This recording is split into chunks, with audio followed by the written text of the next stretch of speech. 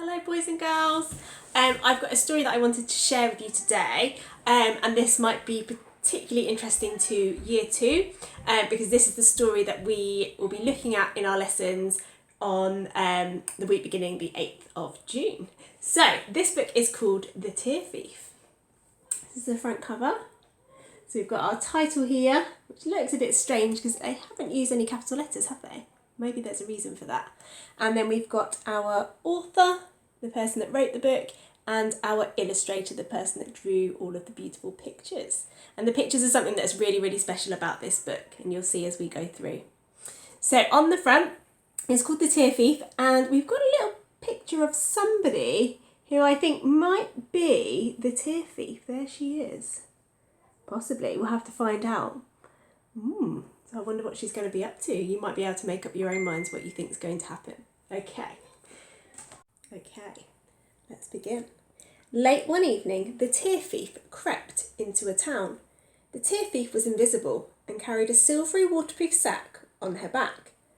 Only if you happened to look into a puddle as she was passing could you see what the tear thief looked like, because a puddle was the only thing that showed her reflection.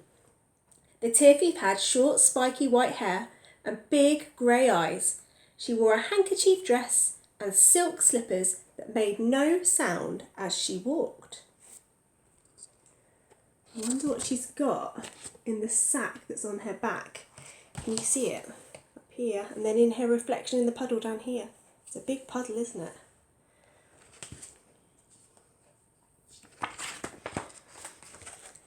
The tear thief came to a quiet road with a neat row of houses and flew into a tall tree there for a good look and a listen. It was the hour between supper and bedtime. All the curtained windows were flushed with light, and enticing smells of soup and stew and pasta and onions, the tear thief's favourite, and rhubarb crumble were drifting up and away into the deepening dusk. The tear thief listened hard with sharp ears. Boo-hoo-hoo! A child was crying. Why do you think onions might be the tear thief's favourite food? Have a think about what onions make your eyes do.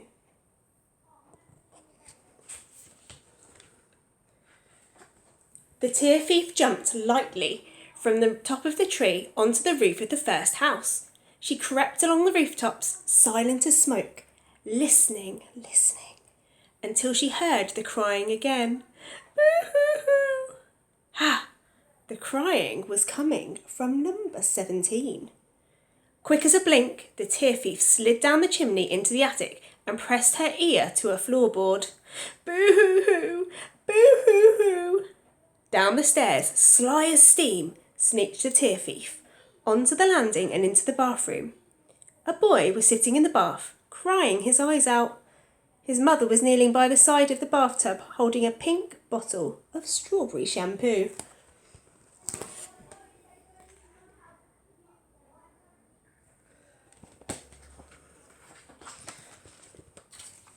The tear thief sat perched on the edge of the bath, watching excitedly and loosening the top of her sack. "I don't want to be shampooed," wailed the boy in the bubbles. "Stop this silly crying," said the boy's mother, "or the tear thief will hear you." The boy stopped crying and stared at his mother. A single plump tear dangled from the end of his nose like a pearl. The tear thief pounced. In one quick movement, she snatched the gleaming tear from the boy's nose and popped it into her sack.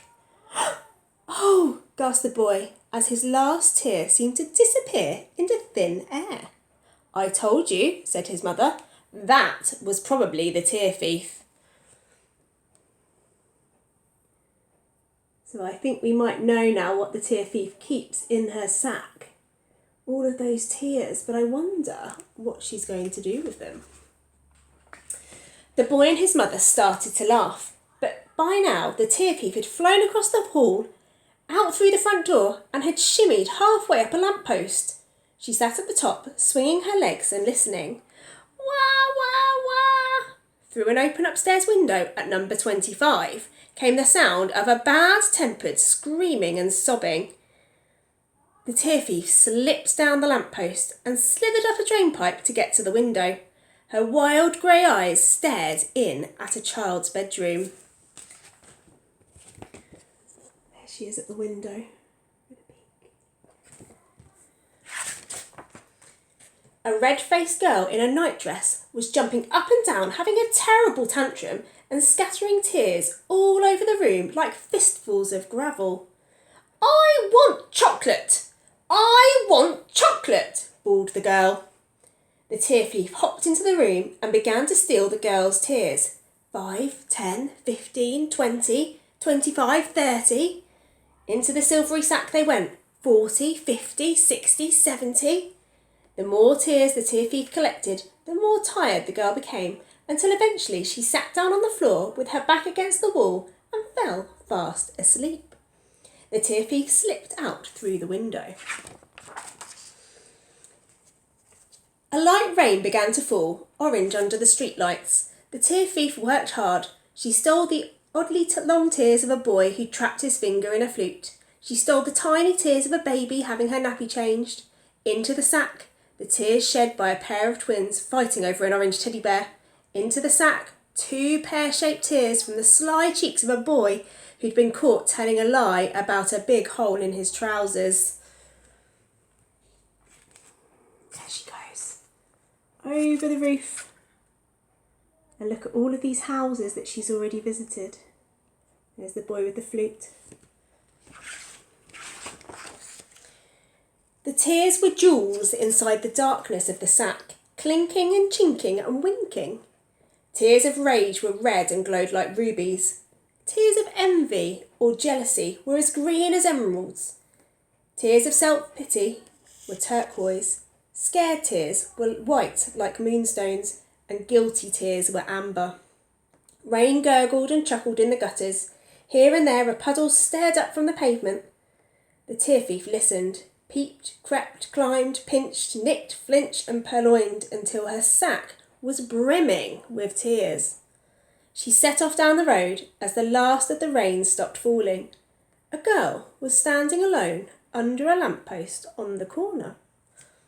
So that sack's really full now, isn't it? You can see.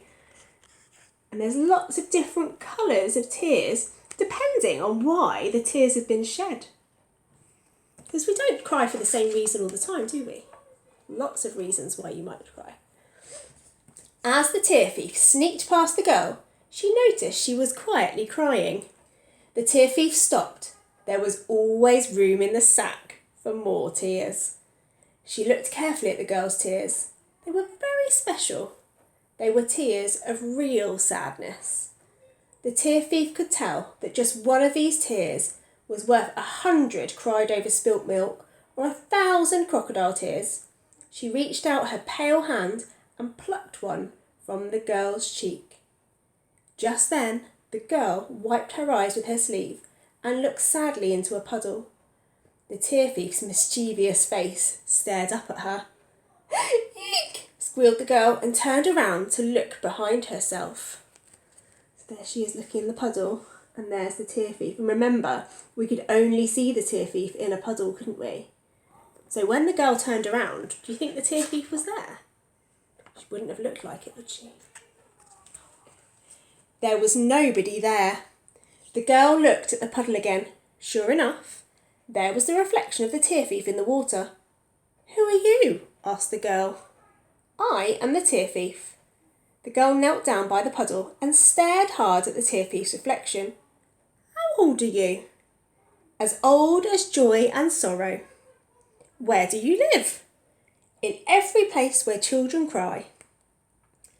"Were you going to steal my tears?" "Yes," said the face of the tear thief in the puddle. "Your tears are the most precious tears of all. They're worth more than diamonds." The girl stood up again. Her face was still wet with tears, like the leaves of the trees were with the rain. She gently wiped off one of her own tears with her fingertip and stared at it. She could see the reflection of the tear thief there as well. "But why are my tears so precious?" asked the girl. "I will tell you everything," said the tear thief. "If you give me your tears, just close your eyes and listen."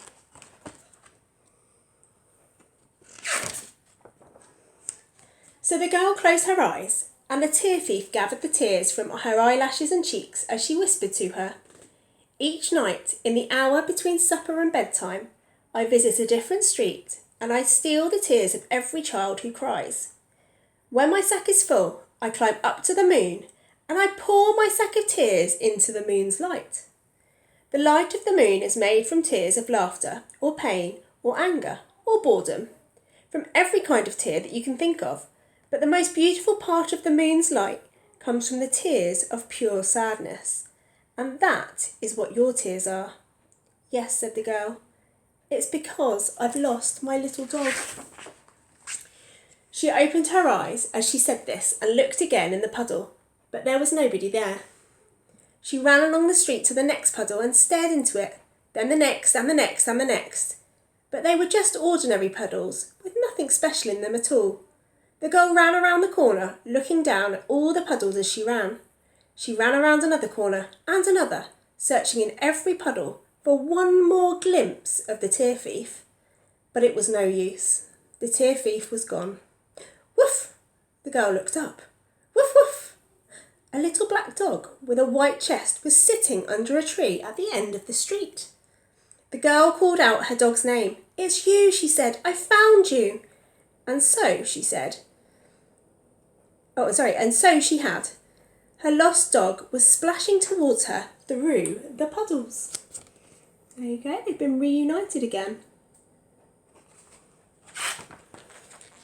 The girl was safely tucked up in bed, and the dog was safely curled up in his basket. The rain had stopped completely now, and all the puddles were shrinking. The night was calm and quiet. The girl always left her curtains open so she could see the stars she was born under if she opened her eyes. She opened them now. Outside her window, a full moon rose, huge and luminous. "Oh," gasped the girl. She got out of bed and went to the window. It was the most beautiful moon she had ever seen in her whole young life. Light poured from it in a million different moonbeams. The girl saw the light of the moon in her garden, turning the leaves on the trees to silver. Beyond that, she saw the light of the moon on the rooftop of all of the houses, like honey. A midnight cat walked along a wall, and the light of the moon made its eyes burn gold. The whole town moon-bathed as she slept.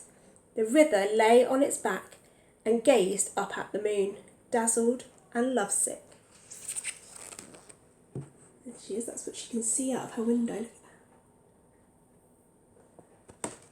Look at that. The girl looked up. For one brief magical moment she could see the tear thief again, pouring and pouring her sack of tears into the light of the moon. It was so bright that tears came to her eyes as she looked. Her dog snuffled in his basket. In the house next door, on the other side of the wall, the newborn baby started to cry. There we go, there's the tear thief sprinkling all of those tears onto the moon. Do you think the tear thief will be back?